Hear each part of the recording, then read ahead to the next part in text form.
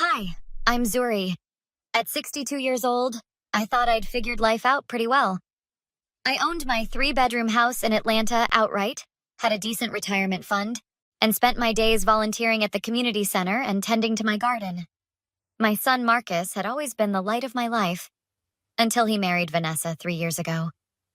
Mom, you're going to love having us around, Marcus had said when he first brought up the idea of moving in. Vanessa and I are saving for our own place, and you've got all this extra space. Of course, baby, I'd replied, hugging him tight. This is your home too, always will be.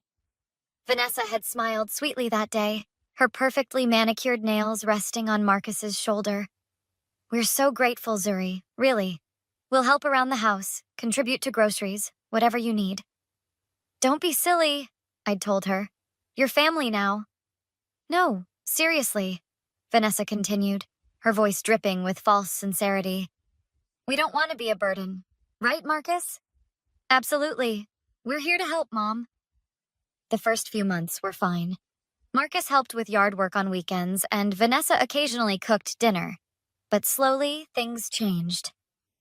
Marcus, honey, can you grab that box from the attic for me? I'd asked one Saturday morning. Mom, I'm busy. Ask Vanessa to help you. Busy doing what? You're on your phone. I'm working, Mom. Some of us have careers that don't stop on weekends. I wasn't trying to interrupt. I just need 5 minutes. And I just told you I'm busy. Why is that so hard to understand? I'd bitten my tongue and climbed the ladder myself. Then came the day everything shifted. I was watering my roses when Paula, my best friend from down the street, came over with her signature lemon pound cake. Girl, I need to talk to you, Paula said, setting the cake on my kitchen counter. I saw Vanessa at the nail salon yesterday. Oh yeah? How'd she look? Fabulous, as always. But Zuri, she was telling her friends some things. About you. What kind of things? Paula hesitated, her dark eyes filled with concern. She was laughing about how you're letting them live here rent-free. Said you're too soft and that she's working on Marcus to start charging you rent to stay in your own house. She said what? Honey, I heard it with my own ears. She said, that old lady doesn't even realize we're taking over. Give it 6 months and she'll be the one paying us to live there. Paula, this is my house. I bought it 30 years ago. I know, sweetie. But maybe you should check your paperwork. Make sure everything's in order. Vanessa strikes me as the type who plays dirty. You really think she'd try something? Zuri, I know she will. I've seen women like her before. They smile in your face while plotting behind your back. That evening, Marcus worked late. I was in the kitchen making dinner when Vanessa strutted in, designer purse on her arm. Zuri, we need to talk about finances, she announced, not even bothering with a greeting. Finances? Yes. Marcus and I have been covering groceries, utilities, and maintenance around here for months now. It's only fair you start contributing. My wooden spoon clattered against the pot. Contributing to what? This is my house, Vanessa. A house that Marcus will inherit someday. We're basically investing in our future here, and you're living off our generosity. Generosity? I never asked for a dime. Well, things change. Starting next month, we'll need $800 from you. Consider it rent. Rent? In my own home? Pay the rent or get out, she snapped, her voice sharp and cold. Your choice, Zuri. But we're not running a charity here. Vanessa, I think you're confused about whose house this is. I'm not confused about anything. $800, first of the month, or you can pack your bags. She walked away, leaving me standing there, shaking with anger and disbelief. The next morning, I called Paula before sunrise. She actually said that? Paula gasped. Girl, no, absolutely not. I couldn't sleep all night. I keep thinking maybe I misunderstood. Zuri, stop making excuses for that woman. She showed you exactly who she is. Now you need to protect yourself. But Marcus, has he stood up for you once since they moved in? The silence answered her question. That's what I thought. Listen, my cousin Denise is a real estate attorney. Let me call her. You need legal advice, not from someone who's emotionally invested. 2 hours later, I was sitting in Denise's office, a sleek downtown space with floor-to-ceiling windows. Miss Zuri, let me make sure I understand, Denise said, adjusting her glasses. Your name is the only one on the deed, correct? Yes. I bought this house in 1995. And they've been living there how long? About 8 months now. Have they paid you any rent? Signed any lease agreement? No, nothing. They're family. Denise leaned back in her chair. Here's the situation. It's your house. You can sell it whenever you want. But if they refuse to leave, you'd have to go through a formal eviction process, which in Georgia can take months. What if I just sold it without telling them? Legally, you can sell your property anytime, but you'd need to give proper notice to any occupants, typically 30 days. And if they caused problems, document everything. Every conversation, every threat, every demand. If they become hostile or violent, that changes things significantly. Violent? You think it could get that bad? I've seen people do worse over real estate, Miss Zuri. Protect yourself. Keep records. Maybe even set up cameras if things escalate. I left her office with a plan forming in my mind. That evening, Marcus came home early. I cornered him in the living room. Son, we need to talk about Vanessa. Mom, not now. I'm tired. She demanded I pay her rent in my own house. Marcus sighed, not even looking up from his phone. She mentioned something about redistributing household expenses. It's not unreasonable. Not unreasonable? Marcus, I own this house. And I'm your only child. This will all be mine eventually anyway. Vanessa's just trying to establish some structure. Structure? She told me to pay rent or get out. She probably didn't mean it like that. You know how you can be, Mom. Overly sensitive. Those words cut deeper than Vanessa's threats. How I can be. I repeated slowly. Look, just work it out with her. I'm sure you two can reach a compromise. A compromise? Marcus, listen to yourself. This is my home. And it's our home too now. We all live here. Vanessa has a point about shared expenses. He walked away, leaving me standing there, finally seeing the truth. My son had chosen his wife over his mother, and he wasn't coming back to my side. The next day, I met with Richard Chen, the real estate agent Paula had recommended. Mrs. Zuri, this is a beautiful property, Richard said, walking through my home with his tablet. Great bones, excellent location, well maintained. In this market, we could list it tomorrow and have offers by the weekend. How fast could a sale close? Cash buyer, 30 days, maybe less. Why the rush? Let's just say I need a fresh start. I understand. And the current occupants? They'll be properly notified, through legal channels. Richard nodded knowingly. I've handled situations like this before. We'll do everything by the book. That's exactly what I need. Everything documented properly. Trust me, Mrs. Zuri. I'll make sure this goes smoothly. 3 weeks later, I had a cash offer for $50,000 over asking price. The closing was scheduled for exactly 30 days from that date.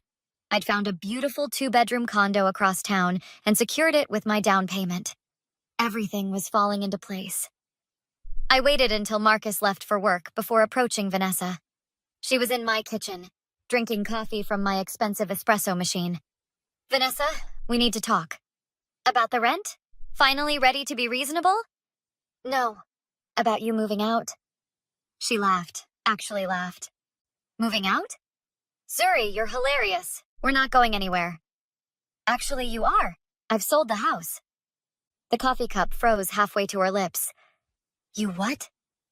Sold the house. It closes in 30 days. You and Marcus need to find somewhere else to live. You can't do that. I absolutely can. It's my house. My name on the deed. I can sell it whenever I want. Vanessa's face transformed from shock to pure rage. Marcus! Marcus! She screamed, even though he wasn't home. He's at work, Vanessa. You spiteful old woman. You think you can just kick us out? I'm not kicking you out. I'm selling my property and informing you that you need to relocate. There's a difference. We'll sue you. For what? Living rent-free in my house for 8 months? Please, call a lawyer. I'd love to hear what they say. Mrs. Patterson from next door appeared at my back door. Zuri, I heard yelling. Everything okay? Everything's fine, Patricia. Just having a discussion with my daughter-in-law. Vanessa whirled on Patricia. This doesn't concern you. I'm just checking on my neighbor, Patricia said firmly. I've known Zuri for 15 years. I've never heard her raise her voice once. Well, congratulations. Want a medal? Vanessa, lower your voice, I said calmly. You're causing a scene. A scene? A scene? You just destroyed our lives. I gave you free housing for 8 months. You responded by demanding rent from me in my own home. This is called consequences. Marcus will never forgive you for this. Then I guess I'll learn to live with that. Just like I've learned to live with a lot of things lately. Vanessa grabbed her purse, her hands shaking. You're going to regret this, old lady. I promise you that. Is that a threat? Take it however you want.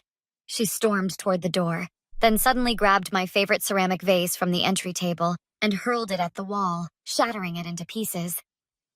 Feel better? I asked quietly. I'll make sure Marcus never speaks to you again. You'll die alone, forgotten, with no one who cares about you. Patricia stepped forward. I think you should leave now, before this gets worse. Oh, it's going to get worse! Vanessa screamed.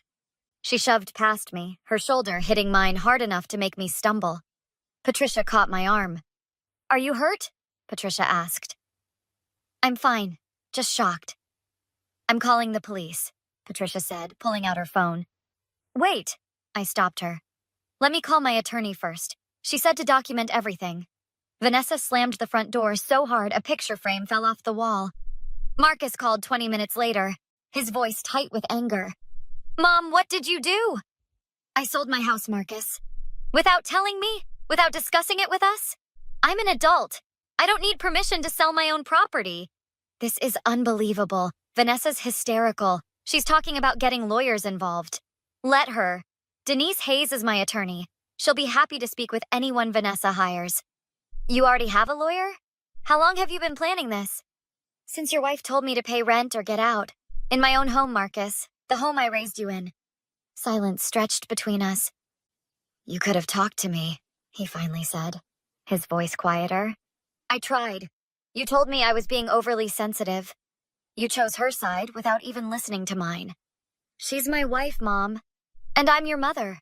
I thought that meant something. More silence. Where will we go? That's not my problem to solve, son. You're both adults with good jobs. You'll figure it out. I can't believe you're doing this. I can't believe you let her treat me this way in my own home. But here we are. He hung up. 2 weeks later, Denise called with an update. The police report is filed, she said. Vanessa destroying your property and shoving you gives you additional grounds if they try to delay leaving. How are you holding up? Better than I expected. Paula's been amazing. Good. And the closing is still on schedule. Your buyers are excited. What if Marcus tries to stop the sale somehow? He can't. He has no legal claim to the property. But Zuri, be prepared for him to try emotional manipulation as the closing gets closer. I know. I'm ready for it. On moving day, Marcus and Vanessa were gone before I arrived with the movers. They'd left the place a mess. Trash everywhere, walls scuffed, cabinet doors hanging open. But I didn't care. It wasn't my problem anymore. At closing, I signed the papers with a steady hand. The check was deposited, and I drove to my new condo feeling lighter than I had in months. Paula helped me unpack, music playing from my new speakers. How does it feel? She asked, hanging curtains in my bedroom. Like I can finally breathe again. Like I took my life back. That's because you did, honey. Not everyone has the courage to do what you did. I should have done it sooner. You did it when you were ready. That's what matters. My phone buzzed. A text from Marcus. Can we talk? I showed Paula.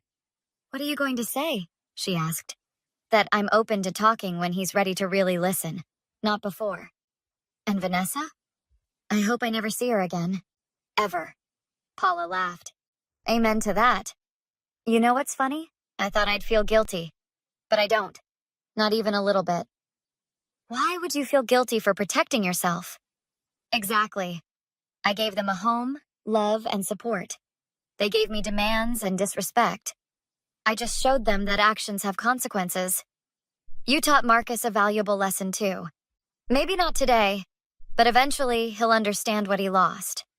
Maybe. And if not, That's his choice to make. But if he doesn't, I'm still going to be okay. I've got my condo, my friends, and my self-respect. That's more than enough. Paula raised her glass of sweet tea. To new beginnings? To taking our power back, I countered. We clinked glasses, and I looked around my new space. Smaller than the house, but entirely mine. No unwanted guests, no demands, no walking on eggshells in my own home. Some people might call what I did petty revenge. I call it self-preservation, and I do it again in a heartbeat. What would you do if someone demanded rent in your own home? Have you ever had to cut toxic people out of your life, even if they were family? Drop your thoughts in the comments below.